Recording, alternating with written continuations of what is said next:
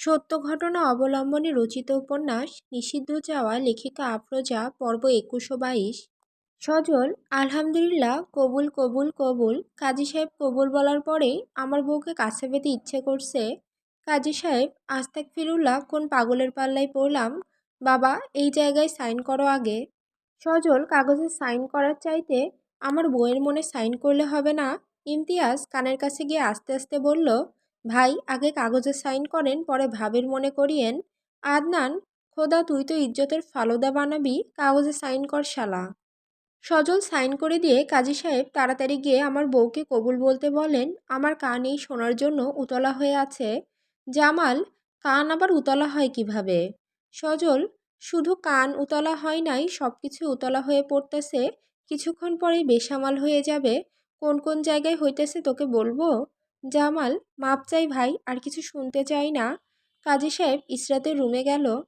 ইসরাত খাটের মাঝখানে বসে আছে। রুহানি খান ইসরাতের হাত ধরে পাশে বসা। ফাতেমা খান এক হাত দিয়ে ইসরাতকে জড়িয়ে ধরে বসে আছে। ইসরাতের চাচি চেয়ারে বসে আছে। গোলাম মোস্তফা খান কাজী সাহেব শুরু করেন। কাজী সাহেব, বলো মা কবুল। ইসরাত, কবুল কবুল কবুল কবুল কবুল কবুল। আহা, আমার বাবার বাড়িটা আমার হয়ে গেল। কাজী সাহেব মাথায় হাত দিয়ে, জামাই তো পাগল, তার চাইতে বড় পাগল বউ। বিয়েটা করিয়ে তাড়াতাড়ি বের হতে হবে, পাগলের কারখানায় থাকলে আমিও পাগল হয়ে যাব। ইসরাতের কথা মাইকে ওই রুমে বসে সবাই শুনছে। সবাই হাসতে হাসতে গড়াগড়ি খেতে খেতে শেষ। আদনান, বন্ধু, ভাবি তো বাড়ি পেয়ে গেল রে। সজল, চুপ কর শালা, শুনতে দে। কাজী সাহেব, মামুনি তোমার এতবার কবুল বলতে হবে না, তুমি শুধু বলবা আলহামদুলিল্লাহ কবুল, 3বার বলেই বলবা রাজি আছি। ইসরাত, আলহামদুলিল্লাহ কবুল কবুল কবুল, আমি রাজি আছি। আঙ্কেল, বাড়িটা কি এখন থেকে আমার? কাজী সাহেব, এই কাগজে সাইন করো মামুনি, তারপরে বাড়িটা তোমার নামে হয়ে যাবে। ইসরাত সাইন করে দিল। সজল 2 হাত বুকে চেপে ধরে বসা থেকে শুয়ে পড়ল। সবাই সজলের কাছে গিয়ে, কি হয়েছে ভাই, শরীর খারাপ লাগছে? সজল, এখনই আমার বউকে এনে দে, আমার বউকে ছাড়া আমি মারা যাব। আমার বুকে ব্যথা শুরু হয়ে গেছে, আমার নিঃশ্বাস নিতে কষ্ট হচ্ছে। আমার বউকে নিয়ে আয় তোরা তাড়াতাড়ি। ওকে জড়িয়ে ধরে চুমু না খেলে আমার মৃত্যু নিশ্চিত। আদনান, তুই না ভাবিকে এখানেই রেখে যাবি? সজল, কি, এ আমাকে কি শোনালি? আমার কানে এই কথা শোনার আগে কান বন্ধ হয়ে গেল না কেন? গোলাম মোস্তফা খান কাজী সাহেবকে নিয়ে রুমে এসে বকশিশ দিল, বলল মিষ্টি মুখ করেন। কাজী সাহেব, মনে মনে আপনাদের মিষ্টি আপনারাই খাইয়েন, আমি আগে এখন থেকে বেরোই। এমপি সাহেব হাতে আরও কাজ আছে, অন্য কোনো একদিন খাবো বলে বেরিয়ে গেল। সজল উঠে বসে, এমপি সাহেব, আমার বউকে আমি নিয়ে যাব, 3 দিন পরে বাড়ি পাঠিয়ে দিব। গোলাম মোস্তফা খান, কি বলছো? কথা কি ছিল বিয়ের পরে ওর বাবার বাড়িতে থাকবে? সজল, চেয়ারম্যান বাড়িতে তো থাকবে, বিয়ে করেছি, বউকে যদি একটু কাছে না পাই তাহলে বিয়ে করে লাভ কি হলো? গোলাম মোস্তফা খান, বাদশা ওর মেয়েকে এক রাতও বাইরে কাটাতে দেয় না, তখন তো সব জেনে যাবে। ইসরাত তো জানেই না ওর বিয়ে হয়েছে, তুমি কি করে ওকে নিয়ে যাবে? সজল, আমার শ্বশুর আব্বা তার মেয়ে 3 দিন বাইরে থাকলে কিছুই বলবে না। কালকে সকালে স্কুল থেকে শিক্ষা সফরে নিবে, সেখানে 3 দিন সবাই থাকবে। ইসরাতকে নিয়ে আপনার চিন্তা করতে হবে না, আমার সাথে থাকার অভ্যাস আছে, আগে থেকেই প্রশিক্ষণ দিয়ে রেখেছি, যাতে পরে আমাকে হ্যান্ডেল করতে পারে। গোলাম মোস্তফা খান, আমি ইসরাতের মার সাথে আর আমার আম্মার সাথে কথা বলে তোমাকে জানাচ্ছি। সজল, তাদেরকে আমার কাছে নিয়ে আসুন। আদনান, শালা তো শিরাই শিরাই বদমাইশি, আমাকে বললি দেশের বাইরে যাবি, আসার পরে বিয়ে করবি, হুট করে আজকে বিয়ে কেন করলি এবার বুঝছি। 3 দিন ভাবিকে নিয়ে থাকবি তাই। মাথায় রাখিস, ভাবি অনেক ছোট, বেশি ভালোবাসা দেখাতে যাস না। সজল, বউ আমার চিন্তা তোদের? ইসরাতের দাদি এসে বলল, ইসরাতকে আজকে তোমার সাথে দেওয়া যাবে না। সজল, আপনারা না দেওয়ার কে? বউ আমার, আর আপনারা দিবেন না? বাহ। ফাতেমা খান, মেয়ে অনেক ছোট, তো জানেই না ওর বিয়ে হয়েছে। সজল, জামাল, আমি গাড়ি নিয়ে রাস্তায় দাঁড়াবো, তুই তোর বোনকে নিয়ে 10 মিনিটের ভেতরে আমার সামনে হাজির হবি। 1 মিনিটও লেট হলে একদম তুলে নিয়ে যাব, কখন আর বোনের চেহারাও দেখতে পারবি না। বলেই বেরিয়ে গেল। ইসরাত, কোথায় নিয়ে যাচ্ছ ভাইয়া? জামাল, কালকে শিক্ষা সফরে যাবি তো, তাই আজকে তোকে তোর স্যারের কাছে দিয়ে আসবো, কালকে তার সাথে চলে যাবি। ইসরাত, আমি ওই অসভ্য লোকটার সাথে কোথাও যাব না, আমি আমার বান্ধবীদের সাথে যাব। জামাল, তাহলে তো তোকে বাবা যেতে দিবে না, কি আর করার, চল বাড়ি চলে যাই, তোর আর ওদের সাথে গিয়ে আনন্দ করতে হবে না। ইসরাত, বাড়ি যাব না, সবার সাথে আনন্দ করতে চাই, চলো তাহলে। সজল গাড়িতে বসে মাথাটা হেলিয়ে দিয়ে চোখ বুজে আছে। পাশে আদনান বসা, পিছনের সিটে ইমতিয়াজ আর মাহফুজ বসে আছে। আদনান, বেঁচে আছিস নাকি মারা গেছিস? সজল চুপ করে আছে, উত্তর দিচ্ছে না। তিনজন মুখ চেপে ধরে আসছে। জামাল, ইসরাতকে নিয়ে আসছি। সজল তখনও চোখ বুজে আছে, গম্ভীর কণ্ঠে, তোরা গাড়ি থেকে নেমে যা। বাকি দুজন নেমে গেল। আদনান বসে আছে। আদনান, কাল সকালে দেখা হবে, নিজেকে একটু কন্ট্রোলে রাখিস, ভালোবাসা একটু কমিয়ে দেখাস। বেশি ভালোবাসা দেখাতে গেলে ভাবি নিতে পারবে না, বলেই বেরিয়ে গেল। ইসরাত সজলের পাশের সিটে বসে সজলের দিকে তাকিয়ে দেখে আজকে লোকটাকে অনেক সুন্দর লাগছে, চেহারায় অনেক নূর, সাদা পাঞ্জাবি, হাতে সোনালি কালারের ঘড়ি, কপাল থেকে বিন্দু বিন্দু ঘাম পড়ছে। এসির ভেতরেও লোকটা ঘামছে কেন? সজল এখনো চোখ বুজে আছে।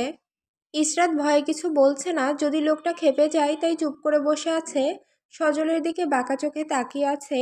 সজল চোখ খুলে ইসরাতের মুখের পানে তাকিয়ে বুকের বাম সাইডে হাত দিয়ে চেপে ধরে। ইসরাত সজলের দিকে এগিয়ে গিয়ে, আপনার কি বুকে ব্যথা করছে? সজল কথা বলছে না, ইসরাতের মুখের পানে তাকিয়ে আছে। ইসরাত সজলের হাত সরিয়ে দিয়ে বুকে হাত দিয়ে, এখানে ব্যথা করছে। সজল খপ করে ইসরাতের হাত বুকের সাথে আরো জোরে চেপে ধরে। এত সাজুগুজু করছো কেন? ইসরাত কেঁপে ওঠে। আজকে চাচ্চুর বাড়িতে গেছিলাম, তখন আমাকে সাজিয়ে দিছে, আমার বাবার বাড়িটা আমার নামে লিখে দিছে। সজল, আমাকে কি মেরে ফেলতে চাও? ইসরাত, আপনাকে মারবো কেন আমি? সজল, এই যে নতুন বউ সেজে আমার সামনে এসেছো, আমি মরবো নয়তো তুমি মরবে। হ্যাঁচকা টান দিয়ে নিজের সাথে মিশিয়ে নিল। ইসরাত আমতা আমতা করে, আমি তো আসতে চাইনি, ভাইয়া নিয়ে আসছে। সজল ইসরাতের কপালের সাথে কপাল ঠেকিয়ে জোরে জোরে নিঃশ্বাস নিচ্ছে। সজলের গরম নিঃশ্বাসে ইসরাত ভূমিকম্পের মতো কম্পিত হচ্ছে। সজলের নিঃশ্বাস আরো ভারী হচ্ছে। ইসরাত, আপনার কি শরীর বেশি খারাপ লাগছে? Sajal, I love my sexy wife, sweet heart coming. আমি অশান্ত হয়ে গেছি, আমাকে শান্ত কর। ইসরাত, কি আজে বাজে কথা বলছেন, কিছুই বুঝি না আমি। সজল ঠোঁট দুটো নিজের দখলে নিয়ে নিল। ইসরাত সজলের বুকে জোরে জোরে ধাক্কা দিল।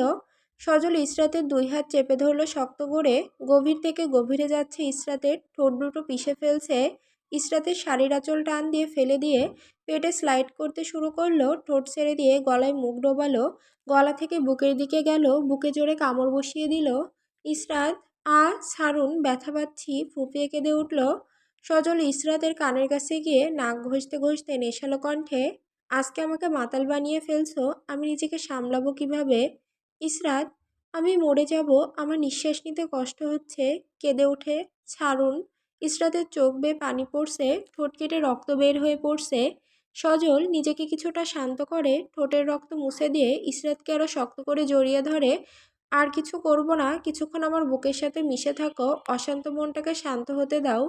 ইসরাত সজলকে দুই হাত দিয়ে জড়িয়ে ধরে বুকে মাথা রেখে জোরে জোরে নিঃশ্বাস নিচ্ছে। সজল ইসরাতের চোখের পানি মুছে দিয়ে আলতোভাবে মাথায় হাত বুলিয়ে দিচ্ছে। পানি খাবে, তাহলে কিছুটা ভালো লাগবে।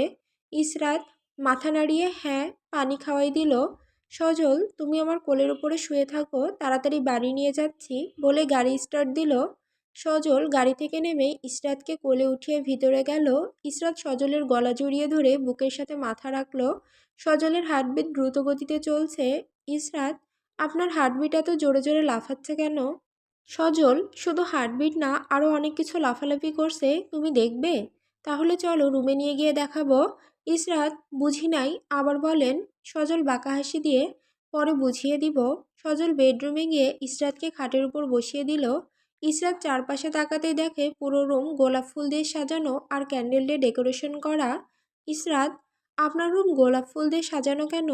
সজল মুচকি হাসি দিয়ে, আজকে আমার জীবনের বিশেষ দিন, তাই সাজানো হয়েছে। আপনার জন্মদিন? আমার তৃষ্ণা মেটানোর দিন। ইসরাতের ছোট্ট মস্তিষ্ক কিছুই ঢুকলো না। সজল ইসরাতের সামনে হাঁটু ভেঙে বসলো। ইসরাতের ছোট হাত দুটো ধরে আংটি পরিয়ে দিয়ে আলতোভাবে চুমু দিল হাতের উপরে। ইসরাত, কি করছেন, আংটি পরিয়ে দিলেন কেন? এটা তো আপনার বইয়ের জন্য কিনছেন। সজল ইসরাতকে ধাক্কা মেরে বিছানায় ফেলে দিয়ে নিজে ইসরাতের উপরে ঝুঁকে পড়ল। ইসরাত দুই হাত দিয়ে নিজের ঠোঁট চেপে ধরছে। সজল ভ্রু নাচিয়ে, ঠোঁট চেপে ধরছো কেন? ইসরাত, চুমু দিতে পারেন তাই। সজল হাত না সরালে পুরো শরীরে চুমুতে ভরিয়ে দিব।